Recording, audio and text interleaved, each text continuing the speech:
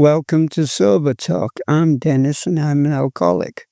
Sober today thanks to Alcoholics Anonymous.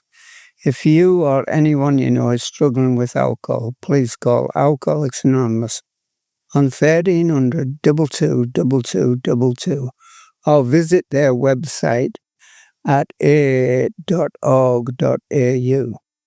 I'll just run through the preamble of Alcoholics Anonymous. Alcoholics Anonymous is a fellowship of people who share their experience, strength, and hope with each other, that they may solve their common problems and help others to recover from alcoholism.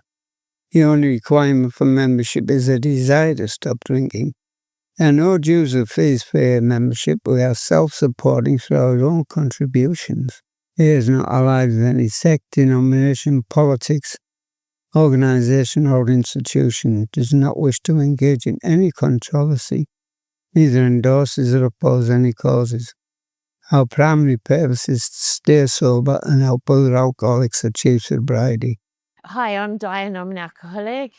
I love talking about the spiritual side of my journey and about this program.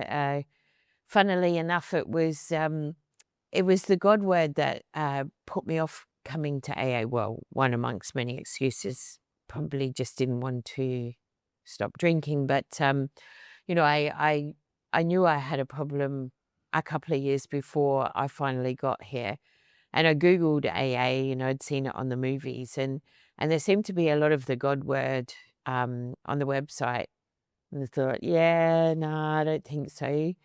And yet today, 10 years on from my first meeting, I realized I could not live without God. My concept of God, I love the fact that this program allows us to have our own conception of God. And so I'd like to tell you a bit more about that spiritual journey and how I came to be loving that spiritual side so much compared to when I hated it so much before I got here and when I first got here.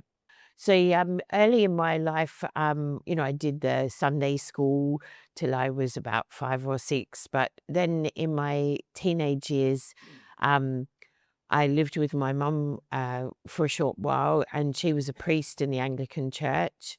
And I went to church with her, and I really felt a connection when I was in church to God, the religious God that was part of that environment. But a number of things happened to me through that religious connection, which I really didn't like. And so I turned away from the church. I also turned away from my mum. And so I had this conception that that God and religion and all things related to that were really bad. And so, if AA meant that I needed to believe in God and to be a disciple or be a follower of this God figure, then I didn't want to go there. But from when I first Googled AA until when I finally got here was probably about 2 years. Things were pretty bad when I did the Googling, but I can tell you 2 more years of trying to fix it myself drove me to the edge, that jumping off point they referred to.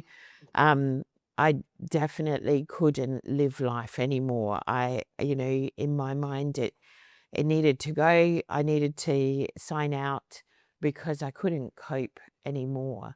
And the funny thing was that when I became very, very sure that I needed to end my life, there was something very strong and very bright popped up inside of me. It's hard to describe. I see it now as my higher power, but then I couldn't work out what it was. But this voice said, yeah, not yet, not yet. There's more to life.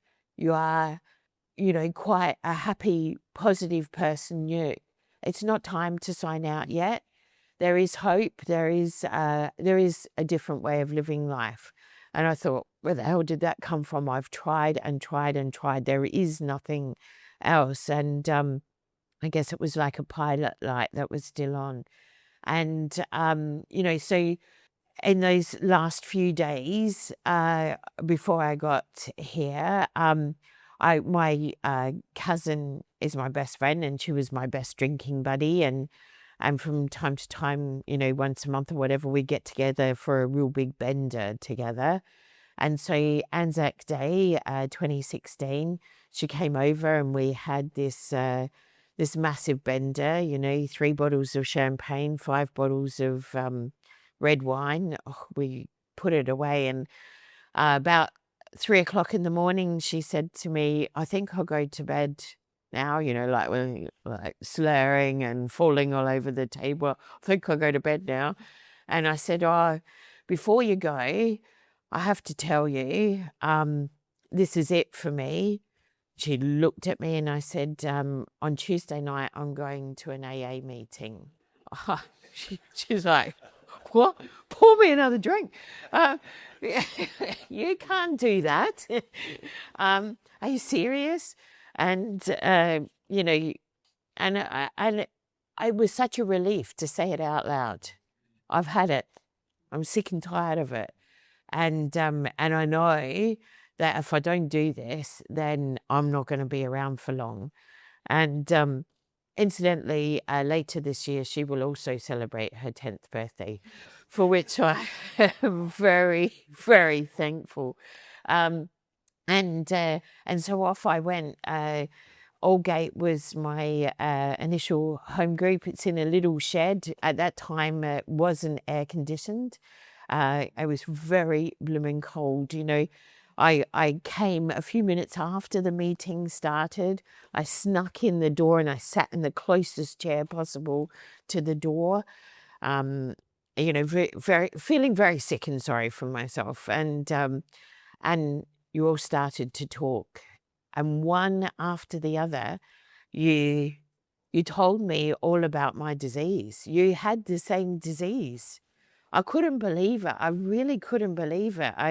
It was like I was a Martian on Earth. Nobody understands me. Nobody knows me. My life sucks.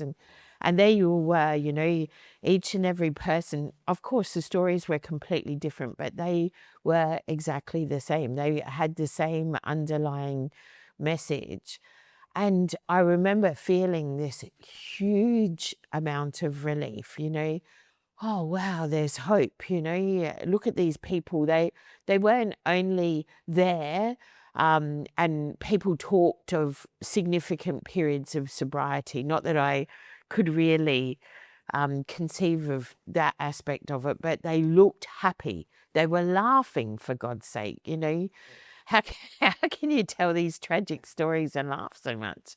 And I just thought, "Oh, wow, wow, wow, wow." And then as they talked more and more, I had this horrible dread. I had such a downer because they all talked about, just for today, not having a drink, But I can't live without alcohol.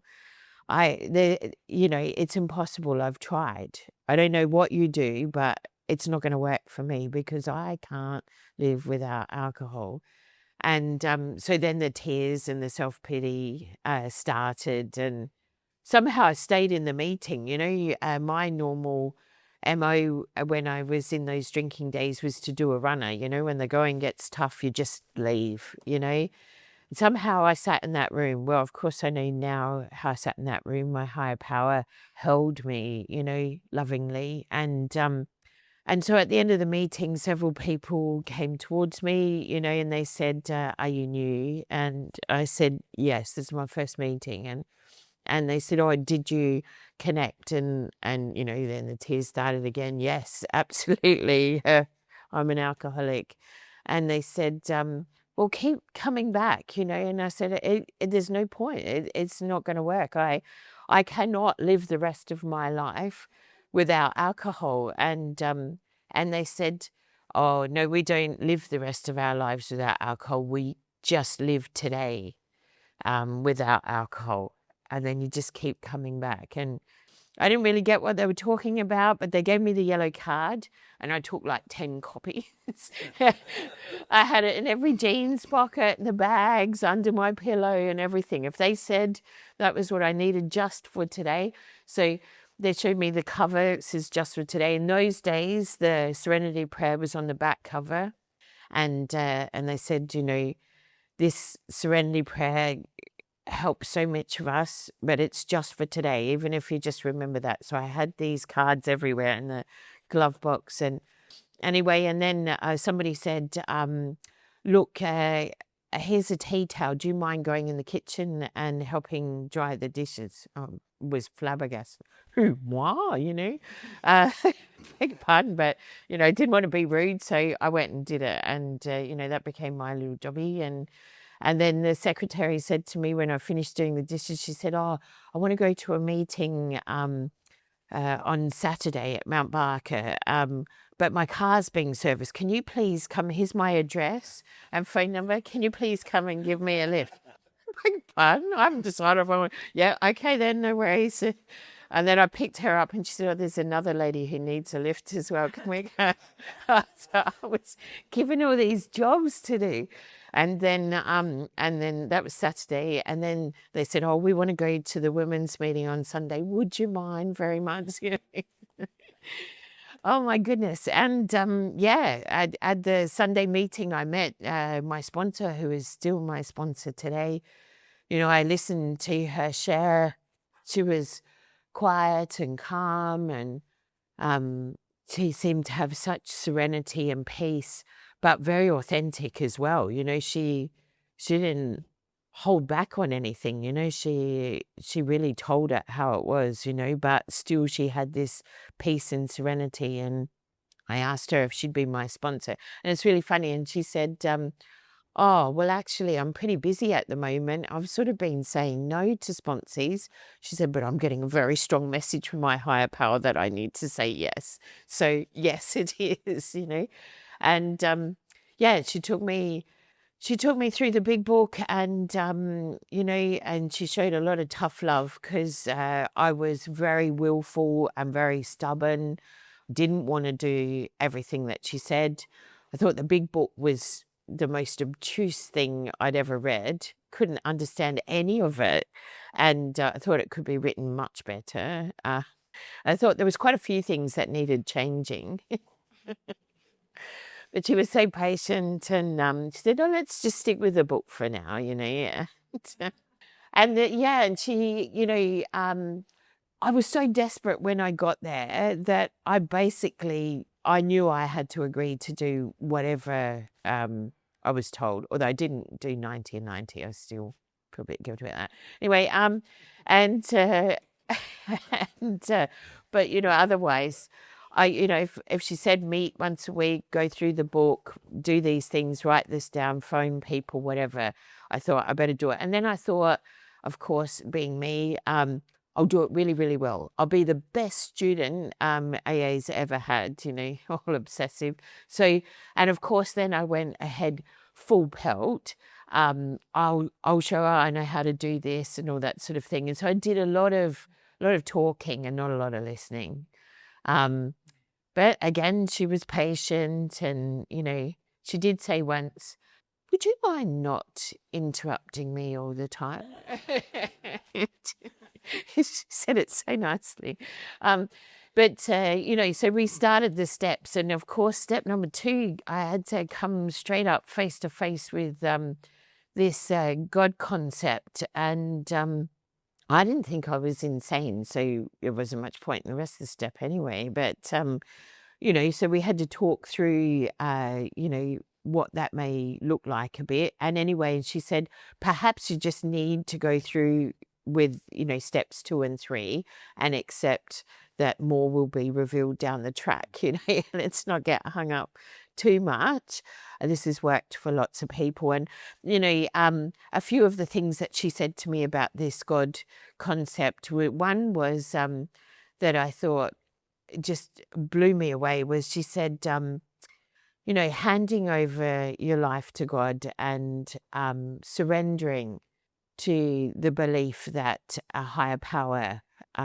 can do for you what you can't do for yourself is a bit like jumping off a cliff and believing you'll be saved. And I thought, well, that doesn't sound any more doable than, but I listened, and of course it takes time. Well, I don't know if it does for everybody. It took me a long time, but the more time went on, if I just kept on showing up and meeting with her, even if it was lip service, even if I didn't fully understand, even if I didn't listen very well, if I just kept on coming back, slowly stuff sunk in. And another thing that she said to me, she was a little bit more frustrated that day, but still very patient and very kind and compassionate. She said, well, when the sun is setting, are you able to stop it? And I said, no. And she said, well, there's a higher power than you. Okay, yeah, good point. I can't argue with that. Anyway, so the story goes on, and I did my fourth step. I started it when I was about 8 months sober. I felt like that first 8 months was very much a pink cloud for me. I guess some of it was because I was still oblivious to other people and their opinions. I hadn't started looking back over history. I just knew that I could sleep better. I did better at work. I had more money available, which I spent on doing up my home. Had a better relationship with my kids and stuff like that. So it felt pretty good. And I thought, I think I'm just about done here.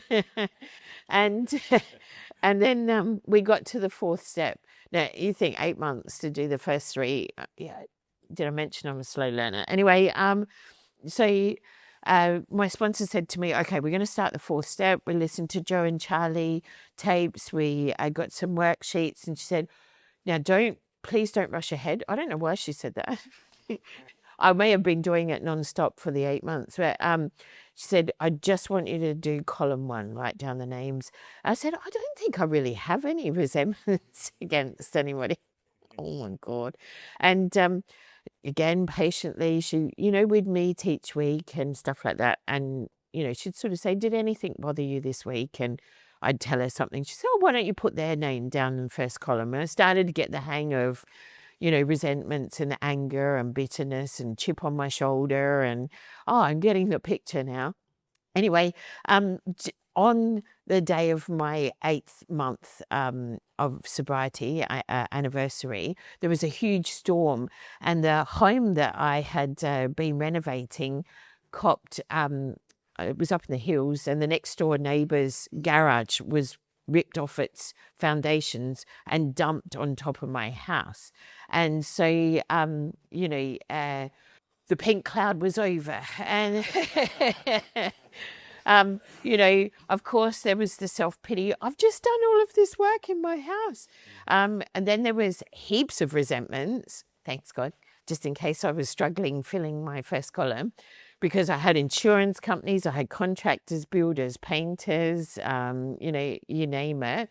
They were going thick and fast on my list. And anyway, and so I really had to start white knuckling it. And that in itself too is a good job, because I needed to, then I needed to shut up and listen. I was in a lot of pain. I went to more meetings and I'd whinge to a lot of people, oh, it's not fair. I'm working so hard. I'm doing the steps. I'm going to this many meetings and I'm in so much pain. And one guy, up in the hills, a lot of people know him, I guess, he said to me, have you thought of shutting up and listening to what people are saying?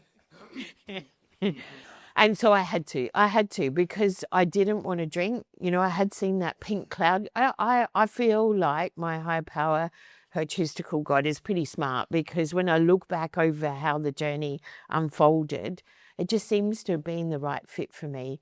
Anyway, so we did the fourth step.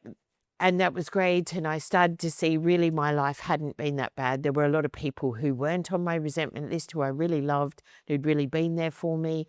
Even people who were on my resentment list still loved me. They were still there for me.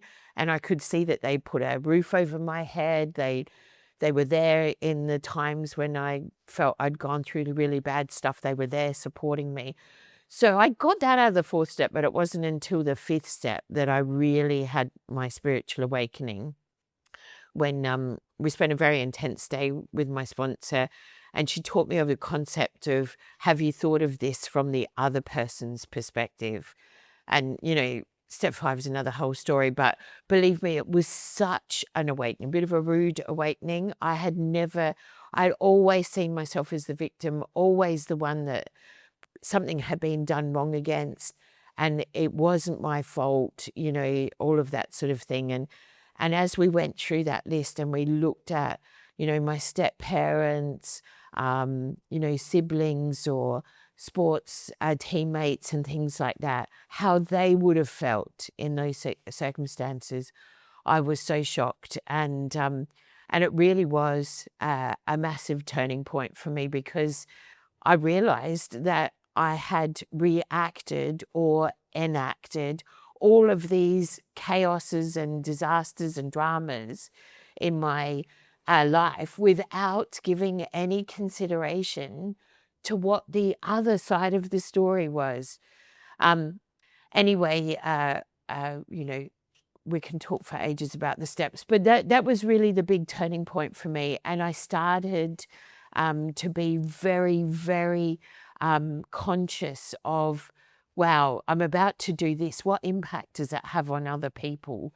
And it was a bit of analysis paralysis, whatever that saying is, because I didn't want to talk to anybody or do anything in case I burnt people or had more harms and stuff like that. But, the rest of the steps help us work through that, and, handing it over and becoming more humble, and understanding humility and making amends and reconnecting with people and stuff like that. So it helps settle things. But, the thing is that I came because I realized that drinking too much alcohol was impacting my life, right? My perception at that first meeting was, if I can just cut out the alcohol, I can manage people, places, and things much more effectively, and then my life will go well.